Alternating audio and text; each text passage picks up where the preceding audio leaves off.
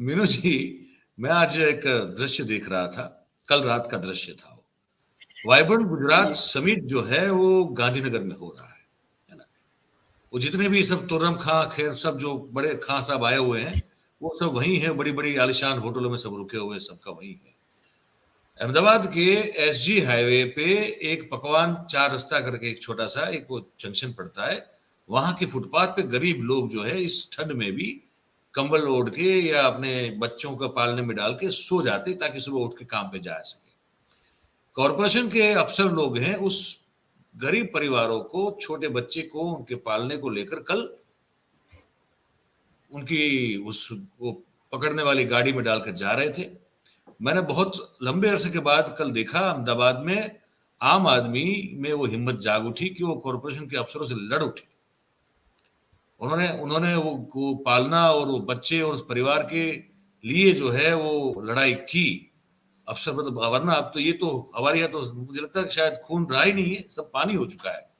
लेकिन कल हमने देखा कि लोग लड़े।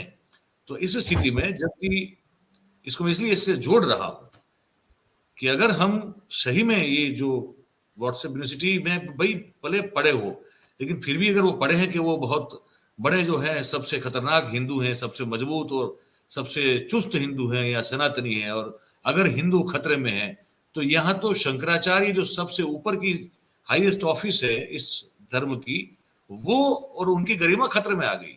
तो क्या इस तरह से अब ये जो हिंदू हैं वो आपको लगता है कि जाग उठेंगे, या उनके जो सबसे बड़े धर्माचार्य है उनकी गरिमा के लिए वो कुछ करना चाहेंगे? क्या लगता है आपको? जी देखिए, ये सब समस्या पैदा क्यों हुई है? आज जो सारे सोशल मीडिया पे और दुनिया भर में छाया हुआ है ये मुद्दा, ये धर्म और राजनीति का जो ये घालमेल किया गया है और धर्म को राजनीति में घुसा दिया गया है और सर्वोपरि हो गया है इस वक्त धर्म। राजनीति उसके पीछे चल रही है, उसके पीछे अन्याय बनी हुई है, ये उसका नतीजा है। मोदी जी ये घोषित करें, क्योंकि वो इसकी सर्वेसर्वा बने हुए हैं। पहले ये बताएं कि ये जो राम मंदिर की प्राण प्रतिष्ठा हो रही है, धार्मिक फंक्शन है या राजनीतिक है? उसके हिसाब से लोग अपनी अपनी तय करेंगे, अपना स्टैंड तय करेंगे कि हमें करना क्या है। अगर ये धार्मिक फंक्शन है तो फिर इसको संपूर्ण धार्मिक शास्त्र सम्मत और धर्म सम्मत रिवाज के अनुसार, कर्म कांड के अनुसार इसको किया जाना चाहिए। इसमें जो शंकराचार्य हैं उनका रोल सबसे बड़ा बन जाता है, क्योंकि वो हिंदू धर्म के पुरोधा है, सर्वोच्च पीठ है वो हिंदू धर्म की। तो उनकी उपस्थिति के बगैर अगर आप ये इसका प्राण प्रतिष्ठा कर रहे हैं तो ये गलत है। देखिए, मैं आपको एक छोटा सा उदाहरण देती हूँ। धर्माचार्यों, ये काम ही धर्माचार्यों का है, इसमें राजनीतिज्ञों का काम ही नहीं है प्राण प्रतिष्ठा। देखिए, ये जैन धर्म की मैं अनुयायी हूँ। मेरे धर्म में इस तरह पंच कल्याणक प्रतिष्ठा कहलाती है। जब कोई मंदिर बनता है और उसमें नई मूर्ति स्थापित की जाती है, उसे पंच कल्याणक प्रतिष्ठा कहते हैं। तो उसमें जो इलाका है जहां वो प्रतिष्ठा हो रही है, वो कंप्लीटली धर्म गुरुओं, शास्त्रियों और ये धर्म के ज्ञाताओं, शास्त्र के ज्ञाताओं से घिरा रहता है। उसमें नेता आते हैं, लोकल नेता आ जाता है या कोई बड़ा राष्ट्रीय नेता आ जाता है, तो वो वहां नहीं घुसता मंदिर, उस प्रतिष्ठा हो रही है जहां, वो पंडाल में बैठता है जहां आम जनता बैठी हुई है, वहां बैठता है और वहां उसे कुछ कहना भी होता है तो वहीं से धर्माचार्यों का आशीर्वाद लेके चला जाता है नेता। वो अंदर नहीं घुसता कि वहां बैठ के वहां फोटो खिंचाएगा और पूरी प्रतिष्ठा में पूजा पाठ वो ही करेगा। तो धर्म का जो काम है वो धर्माचार्यों का काम है, आप उनको करने दें। आप वहां दर्शक के तौर पे जाएं, बाहर बैठे, आप वहां गर्भगृह में बैठेंगे जैसा बताया जा रहा है। और ना केवल आप नहीं, आप जो कर रहे हैं अपनी बात को, अपने स्टैंड को लेजिटिमेसी देने के लिए, आप कहां तो जाति रहित समाज की स्थापना करना चाहते थे और कहां आपने क्या कर दिया, आपने जो है अपने हिंदू धर्म को ही संप्रदायों में बांट दिया। आप बता रहे हैं रामानंदी और कृष्णानंदी और शिवानंदी, मतलब क्या क्या आप अपने संप्रदाय को तो बांट रहे हैं और समाज नहीं बटा हुआ होना चाहिए। मतलब ये किस तरीके की बात है? मतलब ऐसा है कि हर चीज का लॉजिक तैयार है, लॉजिक भी नहीं कुतर्क कहूंगी मैं तो, कि हर चीज के लिए आप कुछ भी कह लीजिए उसका कुतर्क तैयार आ जाएगा। मतलब ये रामानंदी संप्रदाय का है, ये भी तो कुतर्क है। आपने सही उठाया मेरे शायद पैनलिस्ट ने कि भाई योगी जी क्या है, वो तो नाथ संप्रदाय के है जिसका लेना एक ना देना दो इस राम मंदिर से, वो कैसे बैठे हैं अंदर? तो ये चीज, और शंकराचार्य ने जो इसको प्रतिष्ठा को, अधूरे मंदिर की जो प्रतिष्ठा हो रही है, इसको उन्होंने धर्म के विरुद्ध, शास्त्र के विरुद्ध बताया है। तो इसमें तो मोदी जी को भी नहीं जाना चाहिए अगर वो सच्चे हिंदू है तो। अगर वो सच्चे हिंदू सम्राट हैं तो उनको एक मिसाल पेश करनी चाहिए कि भाई नहीं, अगर ये पूरा होने पे होगा तो जाऊंगा मैं, नहीं तो मैं भी नहीं जा रहा हूं। लेकिन क्यों? क्योंकि ये उन्हीं के लिए तो हो रहा है। हमारे दोस्त हैं वो जो भगत राम का कैरेक्टर प्ले करते हैं ना, बड़े अच्छे सटायर करते हैं। तो उन्होंने एक दिन मैंने कार्यक्रम किया तो उन्होंने कह दिया कि संसद में क्यों बुलाएंगे किसी को, तो उनका पर्सनल है। तो लगता है कि ये जो मंदिर है ये भी शायद उनका पर्सनल है। पर्सनल देखिए, और सबका देखिए, मैं ये कहती हूँ राम जो है ना सब पर्सनल है। मैं अभी यहीं देख रही हूँ आपके ही चैनल पे और भी चैनल्स पे जा रही हूँ मैं, सब जगह जितने भी पैनलिस्ट आते हैं जो हिंदू धर्म के अनुयायी हैं और नहीं भी हैं, उन सबको एक ना एक रामचरितमानस की चौपाई याद है, सब कोट कर रहे हैं, यहाँ पे सबने कोट की है। तो आप बता दीजिए, ये ज्यादा, मैं कहती हूँ मेरी शर्त है मोदी जी को, अगर एक भी चौपाई याद हो तो रामचरितमानस की, यहाँ बैठे सब लोगों को एक एक एक, एक सब उद्धृत करिए यहाँ पे। तो ये मतलब आप राम को इस तरह अपनी पर्सनल प्रॉपर्टी बनाएं, लेकिन आपने क्या किया, राम का राजनीतिकरण कर दिया, आप राजनीतिक दोहन कर रहे हैं उसका।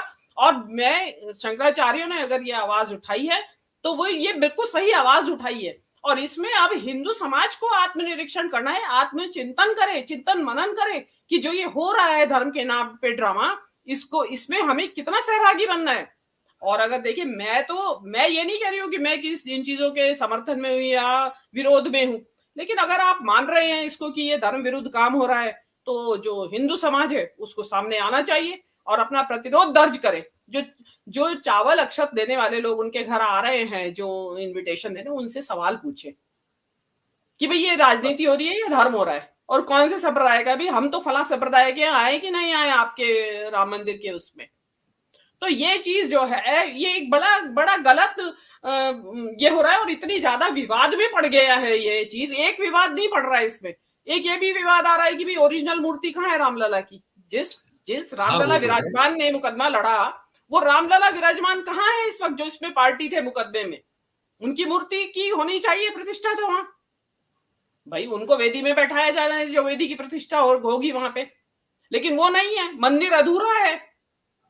तो ये, और फिर उसमें रामानंदी आ गए हैं अभी, वो रामानंदी संप्रदाय का मंदिर है, उसमें चार शंकराचार्य कह रहे हैं कि ये धर्म सम्मत नहीं है, मंदिर अधूरा है।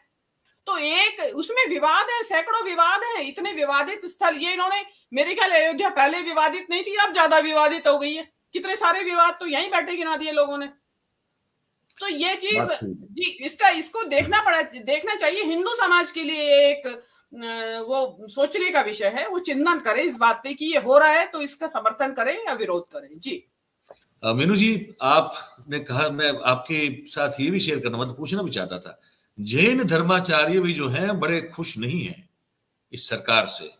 समेत शिखर से लेके पालीताना वाला जो हमारा गुजरात का बड़ा प्रसिद्ध जैन मंदिर है, वहां उसके आसपास लगातार ये मतलब आंदोलन भी हुआ बीच में, आप जानती हैं। तो क्या आपका धर्म है वो भी अब ये सरकार अपने हिसाब से चलाना चाहती है क्या?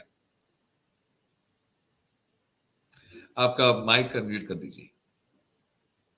जो जैन समुदाय है उसके 99% लोग बड़े, आपसे डरते हैं, ये देखा मैंने, आपके धर्माचार्यों से बड़े डरते हैं मोदी जी। वो केवल गुजरात की वजह से, फंडिंग सबसे बड़ा रुपया।